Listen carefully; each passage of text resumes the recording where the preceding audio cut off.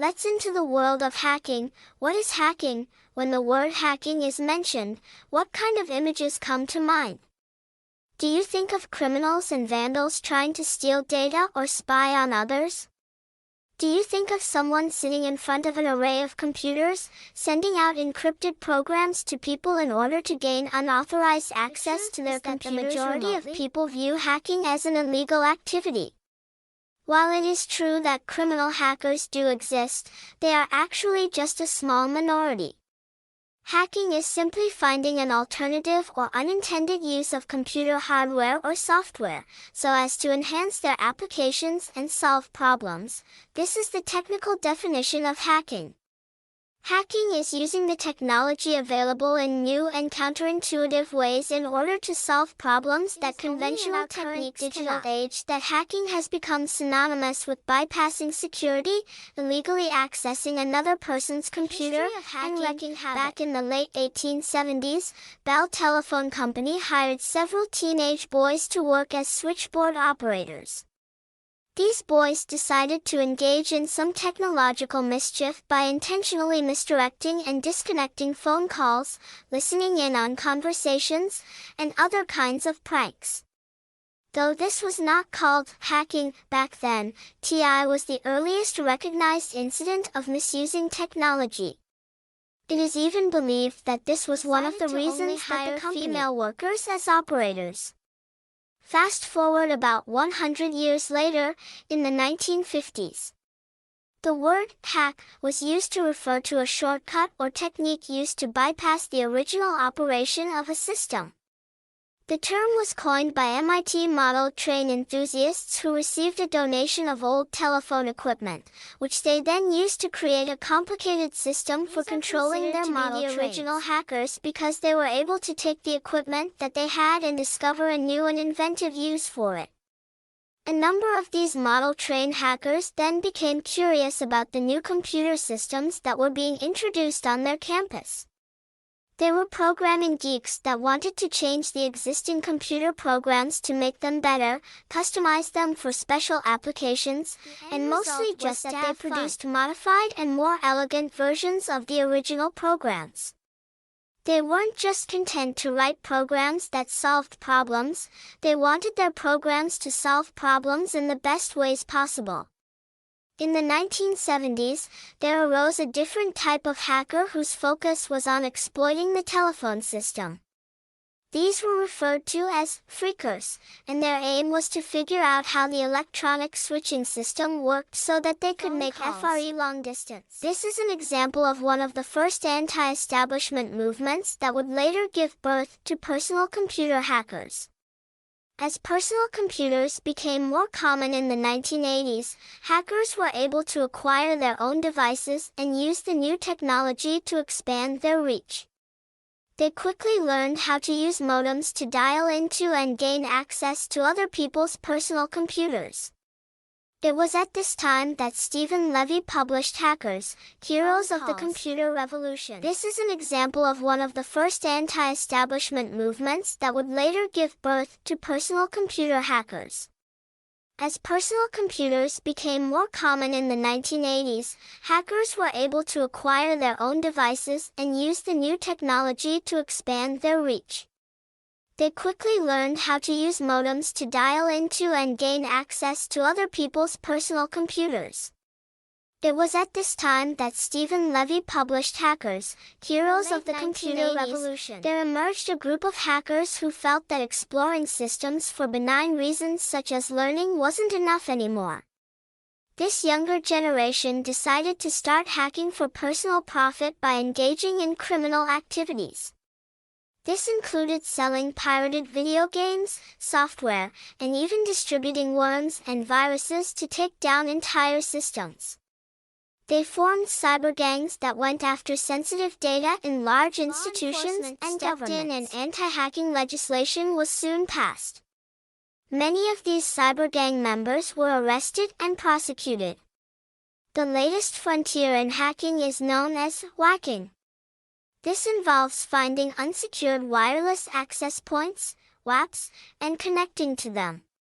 This has become more prevalent due to increased use of Wi-Fi. How is it possible to differentiate between good hackers who want to share the benefits of technological advances and those who want to steal from people?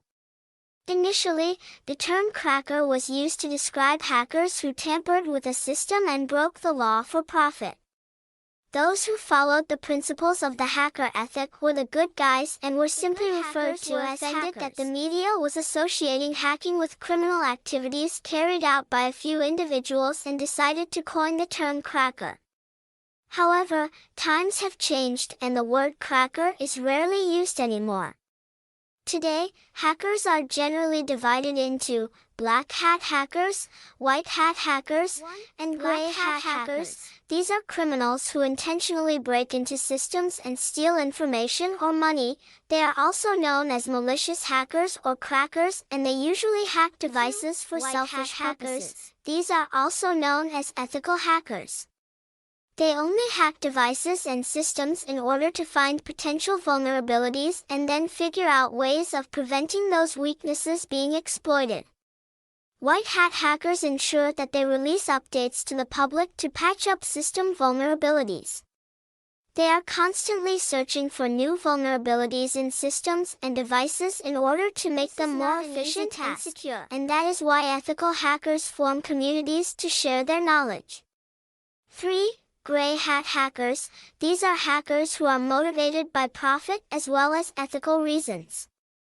They tend to use both legal and illegal means to exploit a system. They gain access to a person's system, inform them of the vulnerability they have found, and then provide suggestions on how to improve their security. Though hacking is considered something that is reserved for programmers, anyone can learn how to hack. There are generally 4 major reasons why people engage in hacking: to gain legal and authorized access to a system in order to test its security, expose any vulnerability that may exist, and fix into a system out of pure curiosity or pride. This is usually what motivates most amateur hackers who simply download ready-to-use tools off the internet. Such hackers are commonly referred to as script kiddies, and they often target random organizations and systems just to be disruptive. Most of the hacking events that the media highlights are usually script kiddies who are looking for an opportunity to gain access in order to maliciously destroy information or tamper with it. To gain access to a computer system so as to steal data and sell TI to other parties. Corporations or governments usually hire these. Regardless of what your motivations are, always remember that there are many different ways to learn how to hack. As technology advances and knowledge evolves, new and more effective ways of attacking or protecting systems are being created. Or computer needs to learn how to hack. You need to be motivated to learn how your own devices and systems work so that you can adjust and make them better. You probably receive tens of downloads, messages, and emails on your portable electronic devices on a daily basis, yet do you really pay attention to what you allow into your system? From black hat hackers, you will need to start thinking like one. This means that you have to gain the relevant knowledge, understand the motivations of an attack, and the tools that can be used against you. This will be the first step in understanding how to defend yourself and even launch your own counterattack. Hacking may seem daunting at first, especially if you have never practiced it before. However, all you really need is knowledge of computer use and an ability to follow written instructions. You may not know how to write computer code yet, but that is okay. This book contains some instructions on the coding software and operating system you need.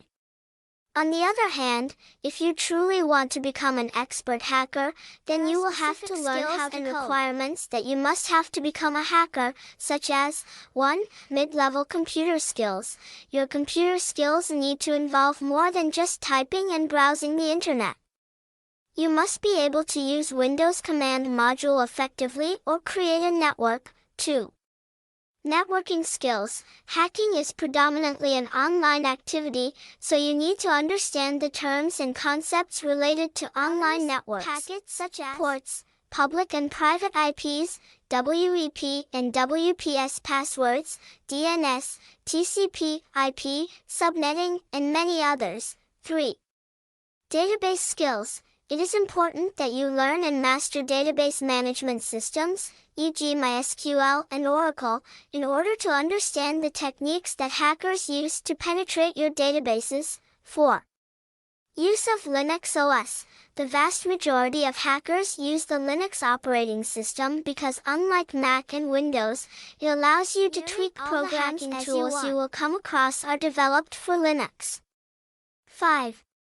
Scripting skills. Sooner or later you will have to learn how to create your own hacking tools, and you cannot do this without developing the necessary scripting skills. By creating and editing your own scripts, you will no longer have to rely on tools provided by other hackers, thus enhancing your ability to defend your system. Good at creating hacking tools, so you must match them for knowledge if you want to stay secure. You should consider learning a scripting language like Python or Ruby on Rails. 6. Use of virtualization software packages. Before you try out a hack on a real-life system, you should first run it through virtualization software that will provide a safe setting for your test. You need to know how to use a virtual workstation, for example, VMware damaging your own computer or mobile device. 7. Understand security concepts and technologies. There are a lot of elaborate security concepts and technologies in the field of information technology. As a hacker, you must know the ones that are most important for your use, for example, firewalls, public key infrastructure, PK1, secure sockets layer, SSL, among other skills. This involves taking a piece of software or hardware apart in order to understand how it works, and then convert it into a tool that is technically more advanced. One of the things you will realize is that most hackers are able to make better hacking tools by reverse engineering the malware of other hackers. With such skills, you will be able to be a more